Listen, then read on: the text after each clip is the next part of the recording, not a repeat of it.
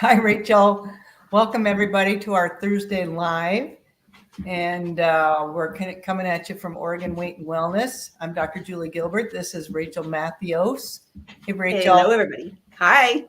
Yeah. So we had a couple of days of really nice weather there. I bought some flowers for my big, I guess they're half wine barrels. So they look pretty. Yeah, good for you. I haven't dove into the plants yet. I'm kind of like, but I'm ready to. Yeah, that's great. Yeah, now the weeds are calling my name, so right. I had to get a little dopamine hit from the little planter, and now I can do the hard work. That's right. Yeah, now you don't want those weeds to snuff out your pretty flowers, right. So now you have more motivation, right? Yeah, that's true. Higher motivation. Yeah. Keep it looking nice. Mm-hmm. Yeah. Mm-hmm. Yeah. All right. Well, Rachel, what you got for us? All right. So as you guys know, if you've been following us on YouTube or Facebook, every week we meet together on this podcast of Dr. Gilbert's What's for Dinner. And we talk about things that have to do with our health and well-being, primarily food and stress and nutrition and sleep. And the last couple of months we've been bringing quotes, just kind of your run-of-the-mill quote you might find on a calendar or in a journal, and then trying to apply that wisdom to our health and well-being journey, kind of trying to figure out how does this connect to me? How could I really use it? Today, rather than a particular quote, I thought I would just come at you with the big, heavy concept of emotions. Wow. Emotions. Okay, so hitting us hard today. This is like emotions, 101, but it's going to be quick and just a quick introduction here about this concept, because as a coach, and I know with patients that you're working with too, Dr. Gilbert, you know that emotions greatly impact the health and wellness journey. Yes. The ability to feel good about what we're doing, to make the changes, to chase our habits, be making that progress every day. Emotions, and all of us have them. But the problem with emotions is typically, depending on the way you were raised, the culture that we're in, a lot of different factors, we don't often deal with our emotions in a healthy way, in a really strong, healthy way. And that limits our ability to connect with others. So first of all, I want to just kind of bring up the concept. She talks about, I'm reading a book in a book club called Untangle Your Emotions by Jenny Allen. And she brings up the idea that we deal with our emotions in one of three ways, in an unhealthy way. These unhealthy ways, they're the 3 C's. We cope, we conceal, or we control. So the coping is, I have this big feeling, I have these feelings, I haven't connected with somebody else about them or shared them, or I don't feel seen or heard. Therefore, I'm going to cope. Alcohol, drugs, Netflix, food, numbing out. Amazon retail therapy. Yes, right. Okay, so coping, and those feel better, right? Those give us those little hits of dopamine, of oxytocin, of serotonin, whatever hormone, whatever you're doing, it feels good in the moment. And that's soothing and comforting these other emotions that are sort of being ignored. Yeah. The second way we deal with emotions is conceal. You know you're feeling, you have it under the rug. Right. Right. Perhaps you're crying alone in the bathroom. Perhaps you're swallowing your pride and you're just not going to, you're just choking back things. Yep. And you're not going to let it show. And this is the whole gamut of emotions. But concealing, not letting the other person know you're having an emotion about something. Okay. And the third way is control. And control is like, well, I can't control this situation and I'm having these emotions, so I'm going to clean the kitchen. I'm going to start a new project. I'm going to control what my family does here. I'm going to be really regimented with my schedule or with your schedule, or I'm going to domineer, a meeting so that I feel like I have some sort of power here. Right. Right. Oh, yeah. So what are your She says that everybody uses all 3, but we typically have one we lean on more, and it can really change based on the time of life we're in. What are your thoughts on that so far, Dr. Gilbert? Yeah, well, I mean, I totally do all 3 of those for sure. And I can see how it's kind of changed over time, like you were alluding to. More recently, I'm totally into the control thing. Ah. So yeah, I will organize a closet. I will go vacuum. Yeah, I'll rake leaves. Yeah, I'll Yeah. do something that gets, that I get, like feel in control over. Mm-hmm. Yeah, I can remember I was so irritated because we made a 5 second. We were scheduling I don't know, whatever it was, car rental or a hotel or something like that. And we said the time, and then 5 seconds later, no, that was the wrong thing. Well, they had already pushed the non-refundable button fee, Yeah. I mean, it was a space in less than a minute. Mm-hmm. Yeah. I was so mad. So mad. So I didn't, maybe I screamed, but I went outside and to control things, I went outside and raked the whole front yard. With this big sounds very productive. Yeah. But the emotion wasn't, and we can kind of like let some steam off sometimes within that, right? Like let the steam off and apply a lot of this energy to just the rakes, the raking the leaves, rather than, towards someone else. Because certainly we feel our emotions, understand them, and let them be what they are, but then manage how we react or respond because of them, right? That's where our brains come in, and we want to use logic and understanding and wisdom and, but not to shove them away, because these emotions are telling us something about our unmet needs. So connecting, this book there's a lot of information in this book, but one of the main ways she talks about with emotions is that we've got to connect. Okay. When our brains are built to connect with someone else in the experience of the emotion in a way that feels healthy, that the person feels heard, seen, listened to, understood. And then we can start, only then, the psychologist that she brings on in the podcast, he says, only then is the brain able to switch over to, okay, so how am I going to fix this? Until we feel connected, we don't, so connecting with someone looks like listening or being listened to, right? Right. And not fixing. Not fixing. Right. So here's what's so interesting. Most of us, she brings up the topic. She says, well, what do you do when somebody tries to fix you? You have an emotion, or you bring a problem to a meeting, or to your spouse, or to your kids, and they say, well, here's what you should do. And have you tried this? And what you really should do. And they try to fix you. What do you notice about when you've tried to fix someone else? What happens to their countenance? Right. I mean, you just lose the connection for sure. People tend to shut down, or they might get quiet. And it's not quiet, contemplative thinking about things, but it's just like, well, I guess I don't need to say anymore because, right. Because all you're trying to do is fix me, and that's not actually what I was looking for. I don't need that. I don't need that. Yeah. Here's what's so fascinating about this. The need to fix someone else in that moment, the need to offer, we all do it, right? We're all fixers in one way or the other. And because you come up with an idea and you're like, ooh, but here's the reason why we do it. We're not doing it because we're trying to be rude or unconnected, or we're not trying to shut the person down. We're sensing a person's distress, right? Their emotion, and it's uncomfortable to us. And we're trying to get away from it. We're trying to push off the distress by quickly if we can solve the problem, maybe they'll stop saying that thing, or maybe they'll stop feeling that emotion. And I can wrap it up with a little bow and move on, because all of a sudden I'm feeling this, and it makes, if your friend is crying to you, of course you feel emotional distress with her, right? You feel that, and you're sad for her. You don't want them to feel that way. So we go into fix mode. Or, your kid's struggling in school, and all you want to do is try to fix it. Well, have you studied? Have you talked to your teacher? Have you gotten, I gotta just fix this, right? Because it's uncomfortable for us as parents to see them suffer, but then also our worry that, oh no, are they going to fail school? Right. Yeah. I don't know about you. I found that so convicting.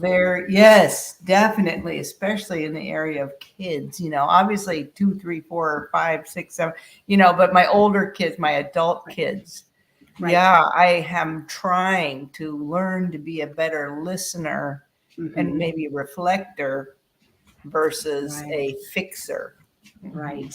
Yeah. Right. It's hard. It's hard. It's really hard. It's really hard. We have to be in the moment, prepared to listen and catch ourselves when we start to think about those things and hold back and wait until the person has felt connected and seen. And I know I've had conversations where you sense this when I've been able to just listen and offer my, oh, wow, this sounds hard, or I'm listening, or there's a lot, you're going through a lot, reflecting, just listening. Yeah. What are you feeling about that? What are you thinking about that? Just asking those open-ended questions. There comes a point when the other person kind of settles down, feels like, okay, I've gotten some things out. You kind of listened. And then you can see them kind of switch to the other side of the brain, like, well, okay. I wonder what I should do. Often they're going to come up with their own solution. Exactly. They know what to do. They already know. But they might say, well, I don't know. What do you think? Right. And then now is your opportunity. That's right. That's so good, Rachel. It kind of reminds me of our conversation last week, actually, when sometimes we take on too much responsibility. So as that friend, that's uncomfortable with somebody else's, charged emotion, part of that fixing thing is taking on too much responsibility, right? That's not, So staying in that place of listening and sitting with the emotion, allowing it to be, right? Yeah. And then so that the person can feel that connection and then, have that calm come over or whatever, diffuse the emotion. Right. So they can get to this is what I need to do. That's right. That's right. And I love that you pointed out that it's very freeing actually to listen without an agenda, to listen and to free yourself from feeling like you have to solve anything. You don't. Unless they're asking you, I need your advice. Help me figure this out. That's different, right? But in any moment, this could be in a meeting at work. This could be with a spouse or a child. This can be at the grocery store. Rather than jumping in to fix something, just hearing what people present to you and just sitting with it. Yeah. And you'll be, if you haven't tried this or if you're working on it, you'll be amazed at the way that people end up responding to you, and be ready to do a lot of listening. Right. And they may not ask you about you. They may not look to connect with you back, but that's okay. Most of our culture is still trying to learn how to listen better. We don't do this well as a general public. So you can bring this though as a gift. Yeah. And the ultimate thing here we're talking about is the well-being of yourself and others. And I'll tell you what, when you feel listened to and you're listening, there's a connection. That's human connection. Right. And that feels really good. That feels like, okay, I can keep going with whatever the next hard step is for me. I have the motivation to do this. I've dealt with some emotions and I feel ready to go. Very good. Yeah. Because as a person who has feelings and emotions, I want to be aware, of, some of the ways like raking the yard. That's great. But I still need to make a human contact, most likely. Yeah. And who's my safe person? Right. Yeah.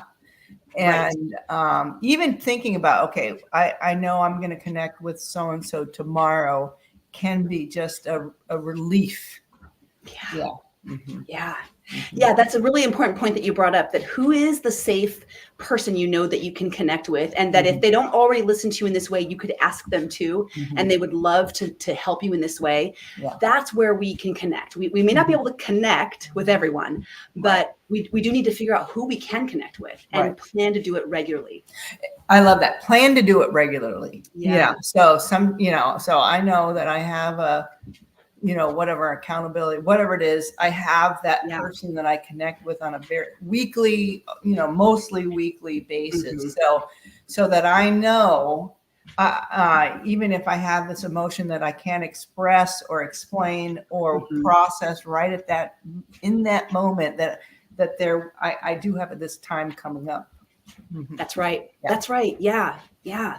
And it's if you're looking for more ways to connect like this, or you're interested in how that would look like in a group, having an accountability group, this book, Untangle Your Emotions by Jenny Allen, it's really quite good. And it's a pretty big, honest truth teller, and I think it takes a lot of vulnerability to do this in a group. Right. It is vulnerable. It's vulnerable, but man, we are missing the abundance and the gift on the other side that is waiting for us. If as a culture, and as a group, we were more willing to just see and feel the emotions. Right.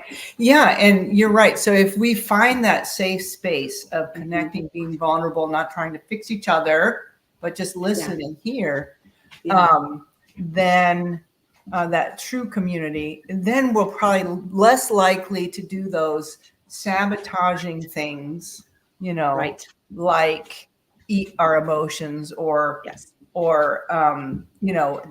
the alcohol, the whatever the drug. Yeah. So we have a way to process the emotion in a human community way, which is what was intended to begin with.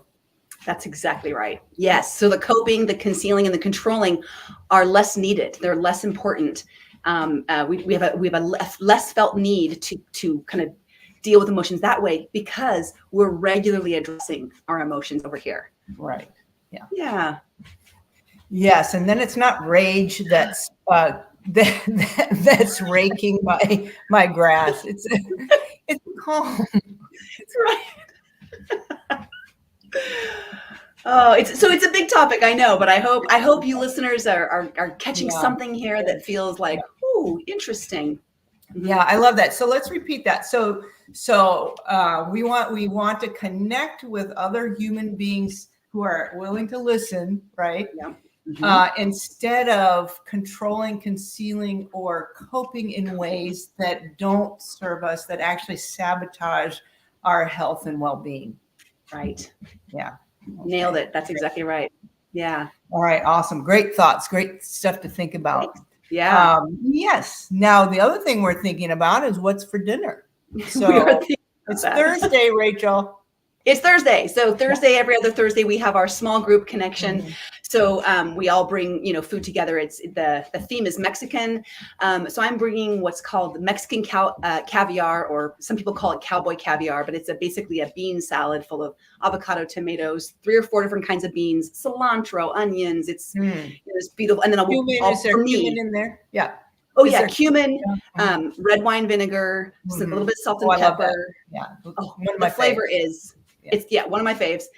It's usually, this is that plant-based dish that I bring to every kind of a potluck or barbecue, and it's a winner every time. Yeah. And people gobble it down. Yeah. And there's nothing processed in it. It's free of sugar.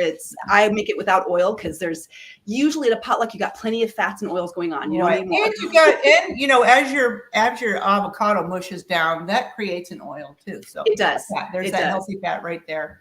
Exactly. Yeah. So for me, I'll have that over a bed of greens and some extra tomatoes and things like that. So that's dinner for tonight. How about you?